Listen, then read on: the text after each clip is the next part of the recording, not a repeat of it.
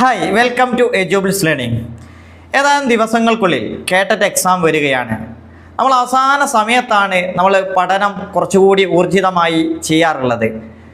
മാത്രമല്ല എക്സാമിൽ നമുക്ക് ഒരു പ്രയാസമായിട്ട് തോന്നുന്ന ഭാഗം അത് സൈക്കോളജിയാണ്. ചൈൽഡ് ഡെവലപ്മെൻറ്റ് ആൻഡ് പെഡഗോഗി സബ്ജക്റ്റിൽ നമ്മൾ പുലികളാണെങ്കിലും സൈക്കോളജി ചിലപ്പോൾ നമ്മൾ ഒരുപാട് കാലം നോക്കാത്തതായിരിക്കും.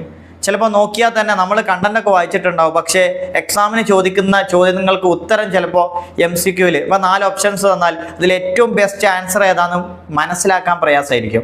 അതുകൊണ്ട് നമ്മൾ എക്സാമിന് വേണ്ടി പഠിക്കുമ്പോൾ നമ്മൾ ശ്രദ്ധിക്കേണ്ട ഒരു കാര്യം, നമ്മൾ മാക്സിമം PYQ ചെയ്യുക എന്നുള്ളതാണ്. നമ്മൾ എത്രത്തോളം PYQ ചെയ്യുന്നോ അത്രത്തോളം എക്സാമിൽ മാർക്ക് വാങ്ങാം. ഒരു 30 ക്വസ്റ്റ്യൻസ് സൈക്കോളജിയുടെ ഭാഗത്തുനിന്ന് ചോദിക്കുകയാണെങ്കിൽ അതിൽ പരമാവധി ഒരു 25-ന് മുകളിൽ മാർക്ക് ലഭിച്ചാൽ തീർച്ചയായും നമുക്ക് കേട്ടറ്റ് എക്സാമിന് നല്ലൊരു റിസൾട്ടോടെ തന്നെ ആദ്യഘട്ടത്തിൽ തന്നെ പാസ്സാവാം. ഇപ്പോൾ ഒരുപാട് ടീച്ചേഴ്സ് ഒരുപാട് വർഷം എഴുതിയിട്ടും എന്ത് ചെയ്യാൻ പറ്റുന്നില്ല, കേട്ടറ്റ് എക്സാം വിജയിക്കാൻ പറ്റുന്നില്ല. അതുകൊണ്ട് തന്നെ അവർക്കൊരു പരിഹാരം നമ്മൾ ഏറ്റവും കൂടുതൽ PYQ ചെയ്യുക. അപ്പോൾ ഇന്നത്തെ ക്ലാസ്സിൽ നമ്മൾ എന്ത് ചെയ്യുന്നു, PYQസിൻ്റെ ഒരു സെഷൻസ് ആണ്. തീർച്ചയായും നിങ്ങളത് എൻ്റെ കൂടെ തന്നെ ചെയ്ത് നോക്കുക. നമുക്ക് എന്ത് ചെയ്യാം, ആദ്യത്തെ ചോദ്യമാണ് ഡിസ്കസ് ചെയ്യുന്നത്. വളരെ പ്രധാനപ്പെട്ട 15 ചോദ്യങ്ങളാണ്. നിങ്ങൾ ശ്രദ്ധയോടെ ക്ലാസ് കേൾക്കുക. അതുപോലെ നമ്മുടെ ചാനൽ ഇഷ്ടപ്പെട്ടാൽ നിങ്ങൾ സബ്സ്ക്രൈബ് ചെയ്യുക. അതുപോലെ നിങ്ങളെ ഫ്രണ്ട്സിനൊക്കെ എത്തിച്ചു കൊടുക്കുക. നമുക്ക് നേരിട്ട് ചോദ്യത്തിലേക്ക് പോവാം. ആദ്യത്തെ ചോദ്യം നോക്കൂ. താഴെ പറയുന്നവയിൽ ഫലവത്തായ അധ്യാപകൻ അല്ലാത്തത് ആരാണ്? ഒരു effective which of the following does not indicate an effective teacher. ഒരു എഫക്റ്റീവ് ടീച്ചർ അല്ലാത്തത് ആരാണ്? നിങ്ങൾ നോക്കൂ. വളരെ താല്പര്യത്തോടെ അധ്യാപനം ചെയ്യുന്ന അധ്യാപകൻ. ഒരു ടീച്ചർ വളരെ എന്തൂസിയസ്റ്റിക് ആയിട്ട് അധ്യാപനം ചെയ്യുമ്പോൾ അദ്ദേഹം ഒരു എഫക്റ്റീവ് അല്ല എന്ന് പറയാൻ പറ്റുമോ? നൂതന ബോധന രീതികൾ അവലംബിക്കുന്ന അധ്യാപകൻ ഇന്നവേറ്റീവായിട്ടുള്ള സ്ട്രാറ്റജികളൊക്കെ തൻ്റെ അധ്യാപനത്തിൽ കൊണ്ടുവരിക എന്ന് വിചാരിക്കും. അയാളെ എഫക്റ്റീവ് അല്ല എന്ന് പറയാൻ പറ്റുമോ? അപ്പോൾ തീർച്ചയായും അതും അല്ല ഓപ്ഷൻ. ക്ലാസ്സിനെ നിയന്ത്രിക്കാതെ അധ്യാപനത്തിൽ മാത്രം ശ്രദ്ധ കേന്ദ്രീകരിക്കുന്ന അധ്യാപകൻ. അധ്യാപകന് അധ്യാപന കുശാറാണ്, പക്ഷെ ക്ലാസ്സിനെ നിയന്ത്രിക്കുന്നില്ല. അപ്പോൾ അത് പറ്റുമോ എന്ന് നമുക്ക് നോക്കാം. അടുത്ത ഓപ്ഷൻ കൂടി നോക്കൂ. പാഠഭാഗം പഠിപ്പിച്ചു തീർക്കുന്നതിനേക്കാൾ അവ മനസ്സിലാക്കിക്കുന്നതിൽ ഊന്നൽ നൽകുന്ന അധ്യാപകൻ. അപ്പോൾ പാഠഭാഗം അദ്ദേഹം തീർക്കുന്നതിനപ്പുറം കുട്ടികൾക്കിത് മനസ്സിലായിട്ടുണ്ടോ എന്നാണ് അധ്യാപകൻ നോക്കുന്നത്. തീർച്ചയായും അധ്യാപനത്തിൽ വേണ്ടതും അത് തന്നെയാണ്. So the answer is option C.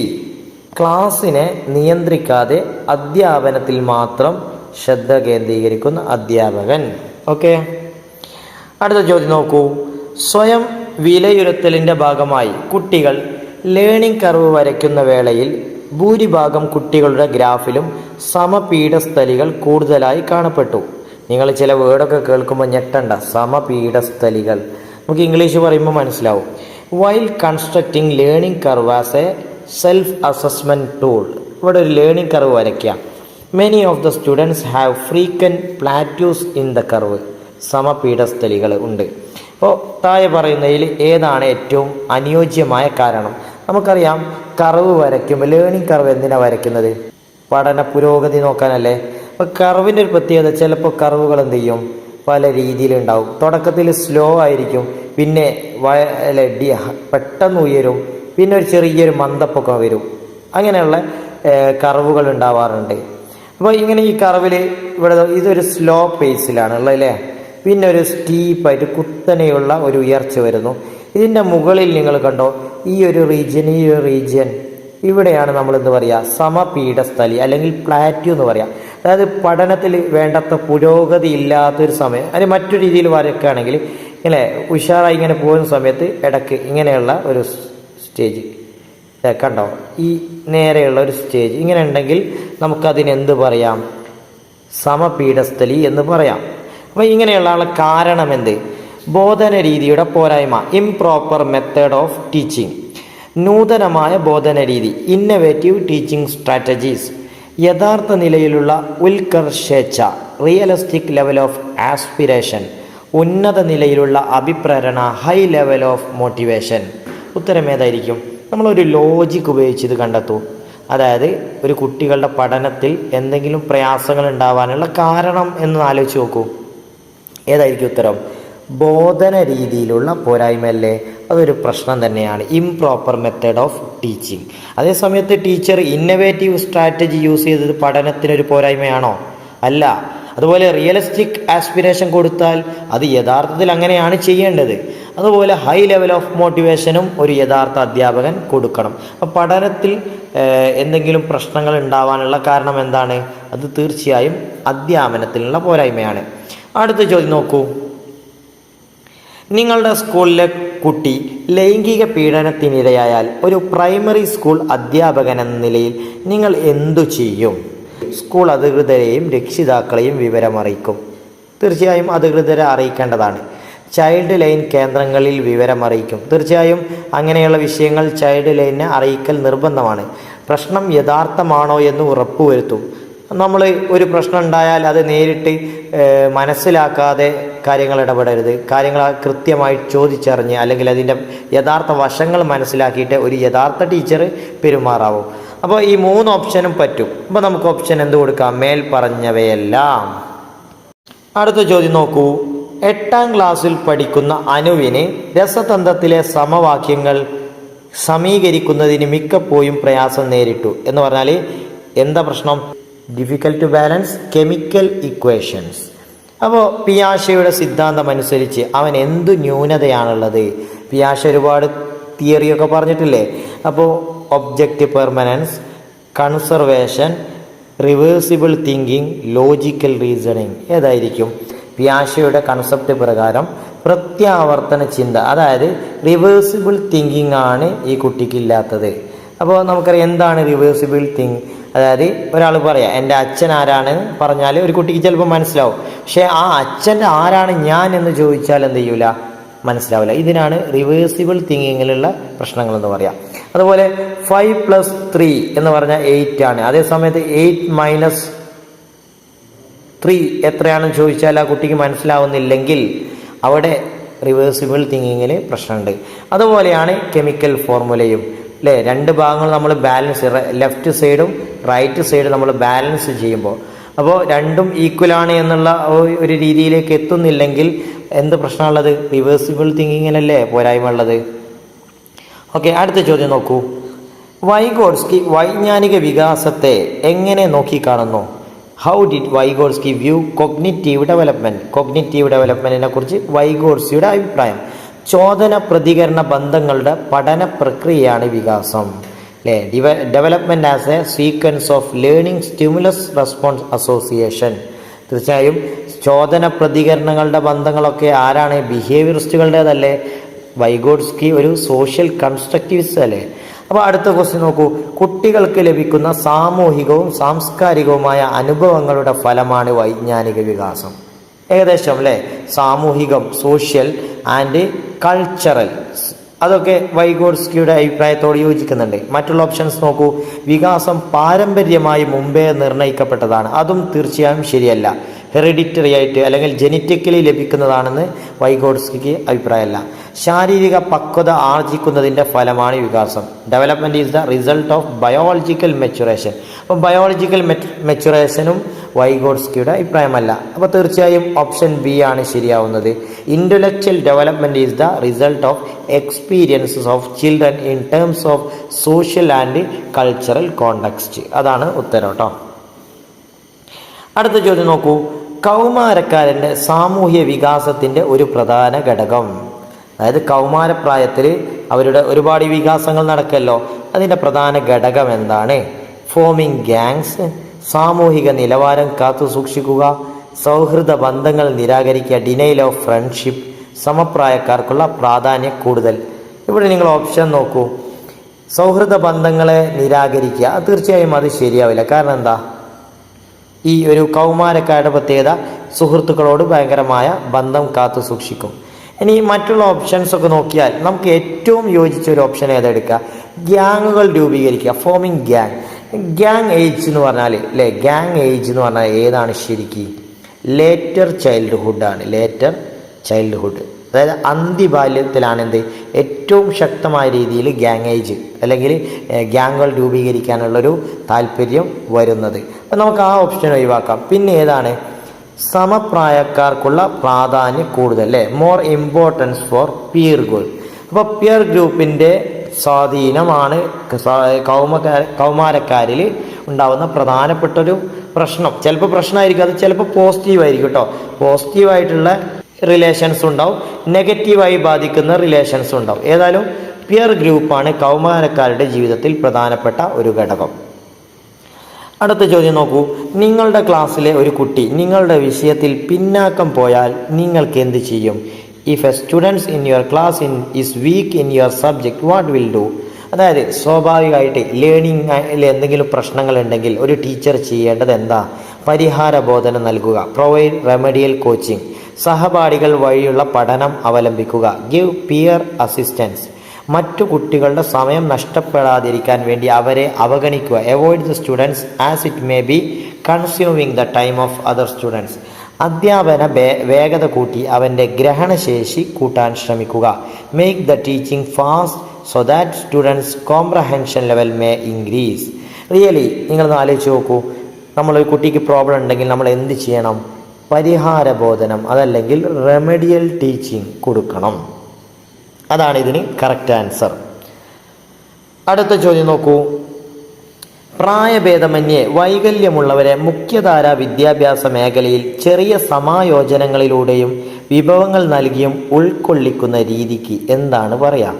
അപ്പോൾ disabled people of all ages being placed in mainstream education setting with some adaptation and resources is called segregation. മാറ്റി നിർത്തൽ എന്നാണോ, ഉൾക്കൊള്ളിക്കൽ ഇൻക്ലൂഷൻ എന്നാണോ, പ്രാപ്യമാക്കൽ ആക്സസിബിലിറ്റി, ഇൻ്റഗ്രേഷൻ ഏതാണ് യഥാർത്ഥത്തിലുള്ള ഉത്തരം ഉൾക്കൊള്ളിക്കൽ ഇൻക്ലൂഷൻ. അതായത് ചിലപ്പോൾ എന്ത് ചെയ്യും, ഡിസാബിൾഡ് ആയ കുട്ടികളായിരിക്കും, അതുപോലെ ഏജിൽ വ്യത്യാസങ്ങളുണ്ടാകും, പക്ഷെ അവർക്കൊക്കെ അഡാപ്റ്റേഷൻ നൽകിയിട്ട് അനുരൂപീകരണം ചെയ്തിട്ട് ക്ലാസ്സിൽ അല്ലേ ഒരു ജനറൽ സ്ട്രീമിൽ ഉൾക്കൊള്ളിക്കുക എന്നുള്ളതിനാണ് എന്ത് പറയുക, ഇൻക്ലൂഷൻ എന്ന് പറയുക. സെഗ്രിഗേഷൻ എന്ന് പറഞ്ഞാൽ മാറ്റി നിർത്തുക, അത് തീർച്ചയായും ഇവിടെ യോജിക്കില്ല. ഇൻ്റഗ്രേഷൻ, നിങ്ങൾ ഇവിടെ ഒരു ഓപ്ഷൻ കാണാം ഇൻ്റഗ്രേഷൻ. ഇതെന്ന് പറഞ്ഞാൽ നമ്മൾ ശ്രദ്ധിക്കുക, ഒരു സബ്ജക്റ്റ് പഠിക്കുമ്പോൾ തന്നെ മറ്റുള്ള വിഷയങ്ങളുമായി കണക്റ്റഡ് ആയിട്ട് പഠിപ്പിക്കുക, അതിനാണ് ഇൻ്റഗ്രേഷൻ എന്ന് പറയുക. കാരണം നമ്മൾ യഥാർത്ഥത്തിൽ സ്കൂളുകളിൽ ഓരോ വിവിധ വിഷയങ്ങളായി പഠിപ്പിക്കുന്നത് എന്തിനാണ്? സ്കൂളിൻ്റെ ഒരു സിസ്റ്റത്തിൻ്റെ എളുപ്പമായിട്ട് പഠിപ്പിക്കാൻ വേണ്ടിയിട്ടല്ലേ സ്കൂളിൽ ഓരോ വിഷയങ്ങൾ കുട്ടികളെ പഠിപ്പിക്കുക. റിയലി യഥാർത്ഥ ജീവിതത്തിലേക്ക് എത്തുമ്പോൾ ഈ മുഴുവൻ കാര്യങ്ങളും അവനെന്ത് ചെയ്യണം, ഉപയോഗിക്കേണ്ടി വരും. അപ്പോൾ ആ രീതിയിലേക്ക് ഒരു വിഷയത്തിൽ തന്നെ മറ്റു വിഷയങ്ങളുമായി കണക്റ്റഡ് ആയിട്ട് കുട്ടികളെ പഠിപ്പിക്കുകയും അങ്ങനെയുള്ള കരിക്കുലം രൂപീകരിക്കുകയും ചെയ്യുന്നതിനാണ് ഇൻ്റഗ്രേഷൻ എന്ന് പറയുന്നത്.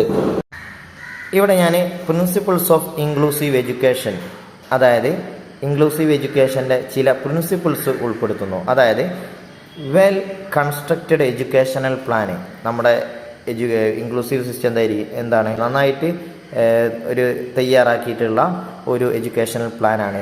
അവിടെ യൂസ് ചെയ്യാൻ multi lingualism as A resource, അതായത് ഡിഫറെൻറ്റ് ലാംഗ്വേജുകൾ ക്ലാസ്സിൽ ആവശ്യമായി വരും. ഇക്വിറ്റി ആൻഡ് ഈക്വൽ ഓപ്പർച്യൂണിറ്റി, ക്ലാസ്സുകളിൽ എല്ലാവർക്കും തുല്യമായ അവസരങ്ങൾ ലഭിക്കുന്ന രീതിയിലാണ്.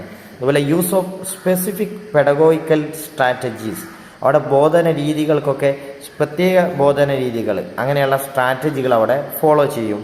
സെൻസിറ്റൈസേഷൻ ടുവാർഡ്സ് ഇൻഡിവിജ്വൽ ഡിഫറൻസ്, ഓരോ വ്യക്തികളുടെ വ്യക്തി വ്യത്യാസങ്ങൾക്ക് ഒരു സെൻസിറ്റൈസേഷൻ ഉണ്ടാവും.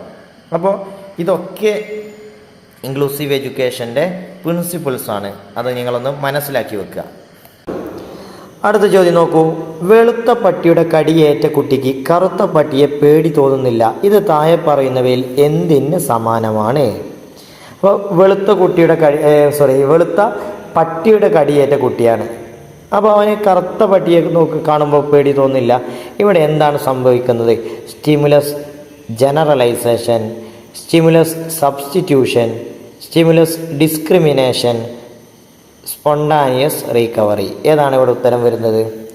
അതിനുത്തരം ചോദക വേർതിരിവ് അതല്ലെങ്കിൽ സ്റ്റിമുലസ് ഡിസ്ക്രിമിനേഷൻ എന്നാണ് പറയുക. അടുത്ത ചോദ്യം നോക്കൂ. താഴെ പറയുന്ന പ്രബലന രീതികളിൽ ഏതാണ് ഏറ്റവും കുറവ് പ്രതികരണ നാശത്തിന് കാരണമാകുന്നത്? ക്വസ്റ്റ്യൻ ശ്രദ്ധിക്കുക, പ്രതികരണ നാശത്തിന് കാരണമാകുന്നത് കേട്ടോ. പ്രതികരണം കുറഞ്ഞു പോകുന്നതിന് കാരണമാകുന്നതിൽ ഏറ്റവും കുറവ് ഏതാണെന്നാണ് ചോദിച്ചത്. അപ്പോൾ കൃത്യമായ ഇടവേളകളിൽ പ്രബലം നൽകൽ, ഫിക്സ്ഡ് ഇൻ്റർവെൽ റീഇൻഫോഴ്സ്മെൻറ്റ് ഷെഡ്യൂൾ. കൃത്യമായ എണ്ണം പ്രതികരണങ്ങൾക്ക് പ്രബലം നൽകൽ, ഫിക്സ്ഡ് റേഷ്യോ റീഇൻഫോഴ്സ്മെൻറ്റ് ഷെഡ്യൂൾ. തുടർച്ചയായി പ്രബലം നൽകൽ, കണ്ടിന്യൂസ് റീഇൻഫോഴ്സ്മെൻറ്റ് ഷെഡ്യൂൾ. വ്യത്യസ്ത ഇടവേളകളിലുള്ള പ്രബലം, വാരിയബിൾ ഇൻ്റർവെൽ റീഇൻഫോഴ്സ്മെൻറ്റ് ഷെഡ്യൂൾ. ഉത്തരം ഏതാണ്?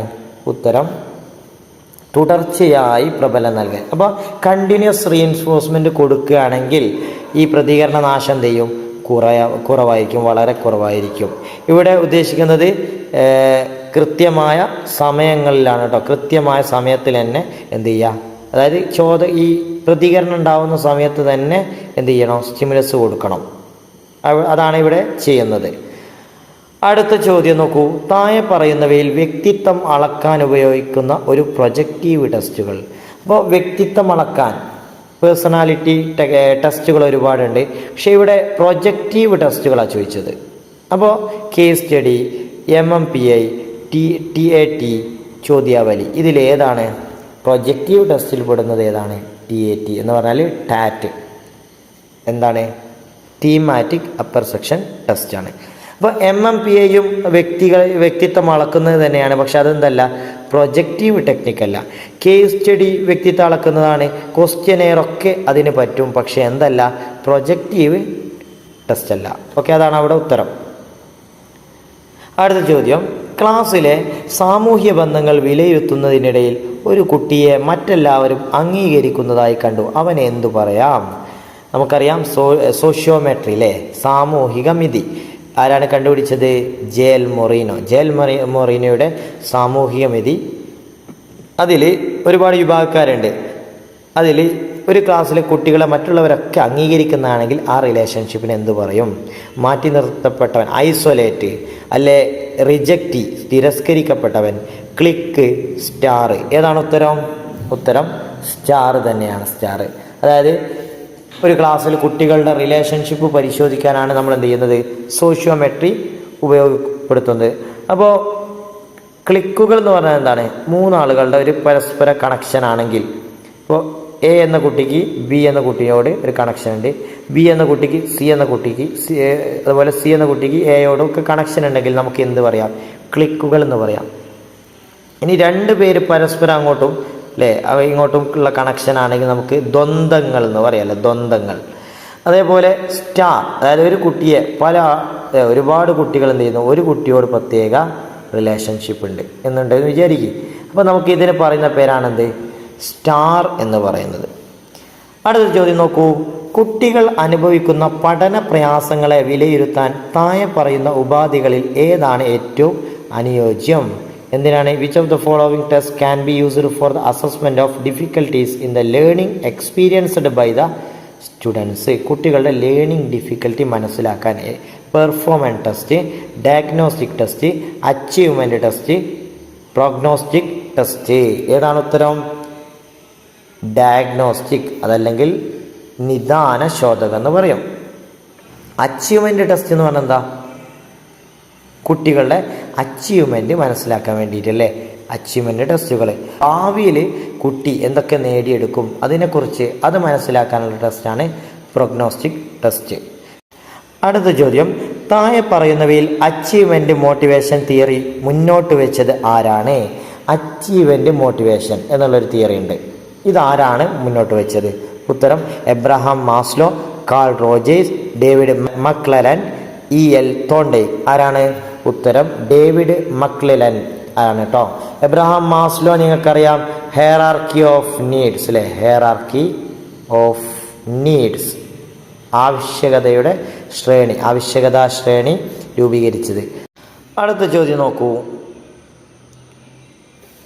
ഒരു കുടുംബത്തിൽ ആൺകുട്ടിക്ക് അവൻ്റെ നേട്ടങ്ങൾക്ക് എല്ലാ വിധത്തിലുമുള്ള പ്രോത്സാഹനം നൽകുന്നു, എന്നാൽ പെൺകുട്ടിക്ക് ഇവ നിഷേധിക്കുകയും ചെയ്യുന്നു. ഇത് താഴെ പറയുന്നതിൽ ഏതാണ്? നിങ്ങൾ നോക്കൂ, ഇവിടെ രണ്ട് ജെൻഡറില്ലേ, ആൺകുട്ടി പെൺകുട്ടി. ഇതിൽ ആൺകുട്ടി എല്ലാം നൽകുന്നു, പ്രോത്സാഹനം കൊടുക്കുന്നു, എന്നാൽ പെൺകുട്ടിക്ക് ഇതൊക്കെ നിഷേധിക്കും. അപ്പോൾ നമ്മൾ എന്ത് പറയും? Gender stereo type, gender bias, gender discrimination, gender equality. തീർച്ചയായും ഏതിൽപ്പെടും? ജെൻഡർ ഡിസ്ക്രിമിനേഷൻ അല്ലേ. ഒരു വിഭാഗത്തോട് അല്ലെ ഒരു ജെൻഡറിനോട് പ്രത്യേകമായ താല്പര്യവും അത് മറ്റേ ജെൻഡറിനോട് അവഗണനയുമാണെങ്കിൽ അവിടെ നമുക്ക് ജെൻഡർ ഡിസ്ക്രിമിനേഷൻ എന്ന് പറയാം. ഇനി ഒരു വിഭാഗത്തെ മാത്രം പ്രത്യേകം പരിഗണിക്കുകയാണെങ്കിൽ നമ്മൾ എന്ത് പറയാം? ജെൻഡർ ബയാസ് എന്ന് പറയാറുണ്ട്. Gender bias. Gender stereo type എന്ന് പറഞ്ഞാൽ എന്താ? ജെൻഡറിനെ കുറിച്ച് നമുക്ക് ആദ്യമേ ഒരു കാഴ്ചപ്പാടുണ്ടെങ്കിൽ അല്ലേ, ബോയ് എങ്ങനെ ആയിരിക്കണം, ഗേൾ എങ്ങനെ ആയിരിക്കണം എന്ന് സമൂഹത്തിനൊരു കാഴ്ചപ്പാടുണ്ടെങ്കിൽ അതിന് ജെൻഡർ സ്റ്റീരിയോ ടൈപ്പ് എന്ന് പറയുന്നു. ഓക്കെ, ഇന്നത്തെ ചോദ്യങ്ങൾ ഇവിടെ അവസാനിക്കുകയാണ്.